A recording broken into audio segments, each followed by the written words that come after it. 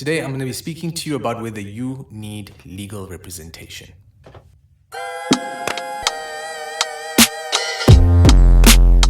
What's good, everybody? My name is Silas Beats, and I'm in a different part of my studio today. I've got the mic in front of me, so hopefully the audio is better. I am going to be speaking to you today about whether or not it's a good idea to get some kind of legal representation as an upcoming artist.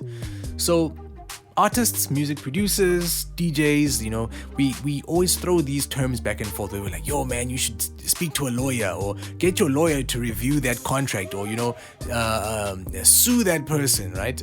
These are all things that have been said to me, or I've tried to say to other people. And sometimes we kind of just say what we know. We are the misinformed, and we are misinforming others. And I think that is actually, it's a bit of a disease that we have. A lot of the times people will make insinuations to say, this is how royalties should work. I should get my royalty payments in the next 3 weeks. Why is Samro not paying me? Let me phone Samro. Samro, why am I not getting paid? Then they explain to you, they give you the education, and education is always sobering. I think I'm gonna put that on a t-shirt. Education equals sobriety. Because I've seen so many people who are heated and they're like, oh, they're angry. And then the moment you explain to them how things work, and I'll get into it just now, but the moment you explain to them how things work, they decompress, they deflate, and they're like, oh, okay, I didn't know. Okay, so I'm gonna take you back all the way to 2012. I had a music publishing contract. This contract was thick, right? It was like super, super thick. And I remember going through it. I just read through it once and I was like, you know what, stuff it. I'm just going to sign this thing. I'll see for it. So I signed, sent it back to the music publishing company the following day, and crickets. I heard nothing from them. I looked through the contract. I couldn't make sense of what was going on. So over time, I kind of just left it. I just was like, nah, I'm not gonna deal with this. 2 years went past. I saw the contract. The term was 2 years. 2 years went past. I flew under the radar. It was a pretty big company, and I just stepped out, right? There was another publishing company, also pretty big, where I did the exact same thing, and I just bowed out. I think that one day I actually asked them whether I could just be removed off of all their rosters and everything, and they were like, yeah, okay, cool, that's fine. So that was a very, very sharp, very, very quick lesson as to, a contract doesn't really mean much, and then obviously it does, right? At some point it does mean a lot, but I'll speak on that just now. So with the publishing contracts that I signed that actually worked for me, those I only got to signing a little bit later on. So not like 2012, we're talking like 2014, 2015, 2016, 2017, a little bit later on, where good things actually started happening. Even within that, in certain contracts, it started off good, and then after a couple of years, I realized, I was like, yo, man, just because I was receiving that over there doesn't mean that I forego that money over there, right? This is information that I picked up by sitting there looking at my contract. These are all painful moments that I had to experience because I didn't have anyone around me to be like, yo, man, have a look at Section B. What the hell is that? Now I can see it. When I receive a contract, I'm like, yo, what's going on over here? But it's only because I've seen so many of them. So I would say that in terms of having representation, it's a good idea to know where to get the representation. Because in the beginning, you probably won't have the money to be able to have a legal company on standby.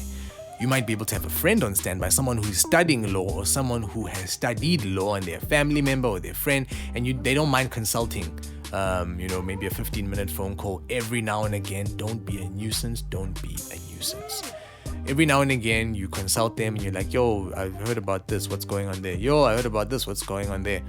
And you slowly but surely learn what's happening as well, because you won't need legal representation all the time.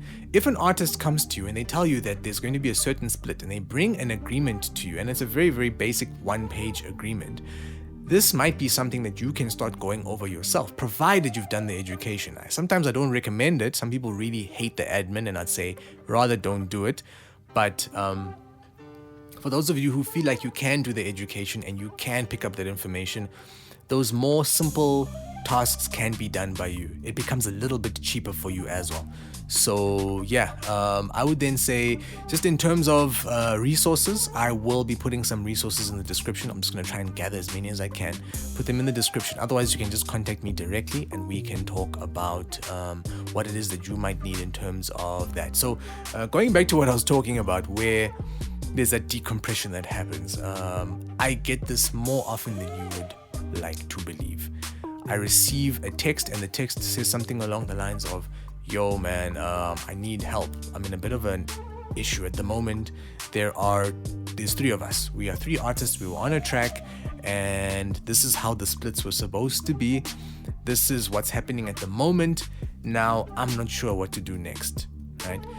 These situations just call for a lot more education, and I don't mind sitting with them, and it's cool because from time to time I'll send a voice note. I'll just be like, yo, I've been through this before, or someone around me has been through this before. This is what I did, and we're able to work through any issues that they may have. They also decompress. The people they're talking to, they decompress as well. It avoids needless threats, needless violence. Sometimes the violence and the threats and the all that bad mouthing is over sense. Think of the time when people took to social media to bash, was it Samro? They were bashing Samro because they were being paid very little. I looked at that and I was like, yo, actually there are times that I get paid very little, but there's an explanation as to why you get paid very little.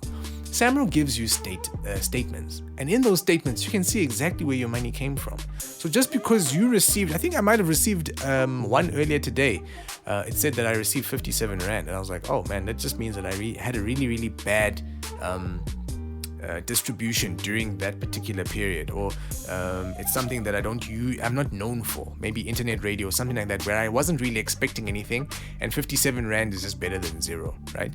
So I think more education is needed, more reading, more talking, more networking, and just basically empower yourself. Then at that point it becomes easier to tell whether or not you need legal representation or not. Sure, when you become a bigger act, then definitely you'll need someone. I feel like where I am at the moment now, there are people that hit me up from time to time like, yo man, what's going on here? We had this agreement, is everything okay? And then I will need to go and refer to an attorney or speak to a lawyer, sit with them and just have a quick chat, just so I can make sure everything is still straight. So definitely network more, build up your relations, go through the description. There should be some resources there for you to go through. And yeah, I will catch you in the next one.